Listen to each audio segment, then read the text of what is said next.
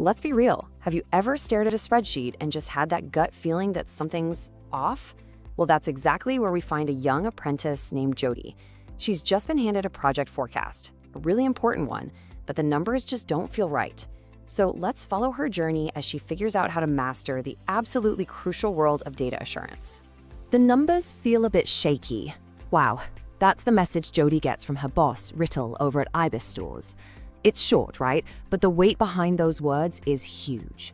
We're talking about a multi-million-pound project, and now it's on Jody to figure out if this whole thing is built on solid ground or on a house of cards.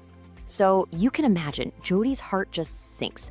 The numbers are a mess, and she has no clue where to even begin. It's that classic feeling of being completely in over your head. We've all been there. But then she remembers she's not alone. She picks up the phone to call her mentor, Adam. And trust me, that one call changes everything.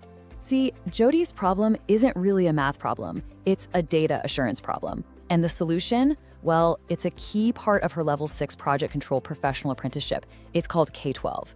And this isn't just some box she needs to tick. This is a professional skill that is going to totally transform how she works. Now, Adam, her mentor, sees this for what it is, a golden opportunity. He's not going to just give her the answers. No way. He's going to teach her how to find them herself. So it's time for a crash course in building confidence with project data. So what is data assurance really? It's not just about getting the numbers right. Look at that key phrase right there, fit for purpose. In other words, is this data good enough to bet the company's money on? Can you actually trust it to make a huge decision? It all boils down to one word, confidence. Adam keeps it simple for Jody. He breaks K12 down into these 4 key pillars. He tells her, look, master these 4 things: how you get the data, how you check if it's any good, how you challenge the assumptions behind it, and how you see the risks, and you won't just pass your apprenticeship, you'll become a data superstar.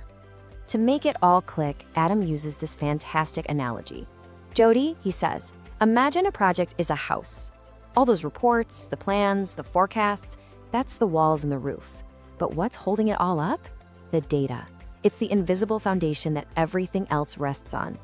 And this is the scary part. If your data is bad, you're not just building on a shaky foundation, you're basically building on quicksand. It is only a matter of time before the entire thing comes crashing down. This is exactly how projects go over budget and miss deadlines. That shaky feeling Rita had, that was her sensing the cracks in the foundation. So how do you check if your foundation is solid? Well, that's where Pillar 2 comes in, validity and integrity. Adam gives Jody a kind of data detective's checklist. She needs to ask these questions. Is it accurate? Is anything missing? Is it actually up to date? And the big one, is it consistent? He also tells her to look for technical controls. Think of them like a security system for your data. Things like a version history that shows who changed what and when. Now, this is the real secret sauce of data assurance. It is all about the assumptions. Every single forecast is built on them. Things like assuming a certain inflation rate or a delivery date. Jody's job isn't to just blindly accept them. It's to dig them up, question them, and most importantly, challenge them. Is that 3% inflation rate still realistic in today's market? Can we really, truly count on that delivery date in June?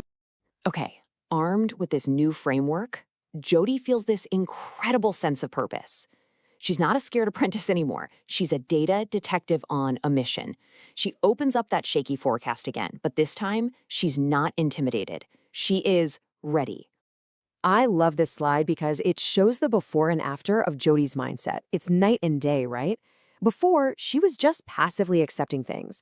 Now, she's an active investigator. She's not just looking at the final number, she's digging into the story behind it. And that's how she finds it: an outdated inflation assumption and cost data that completely contradicted the project schedule. She found the cracks. Riddle is just blown away by Jody's work. She didn't just find a problem, she diagnosed it. But now for the next test. Can she prove it for her apprenticeship? So Jody meets with her coach, Olivia, to figure out how to turn this real-world win into some cold, hard evidence for her Aptum portfolio. Olivia's advice here is pure gold. She says assessors don't want to see the perfect, shiny final product.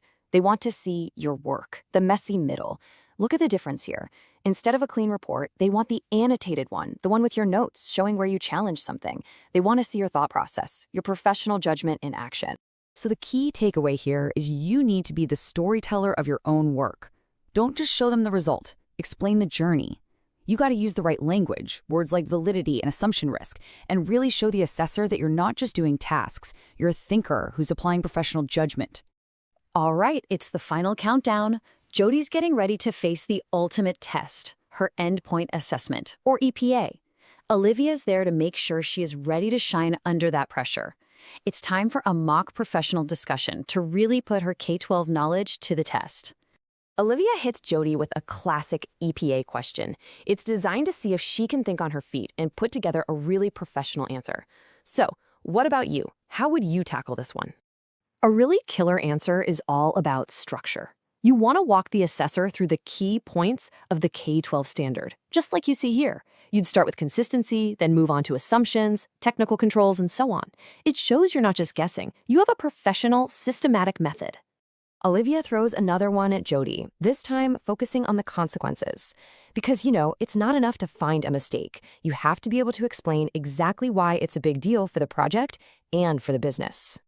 And a great answer is like a chain reaction.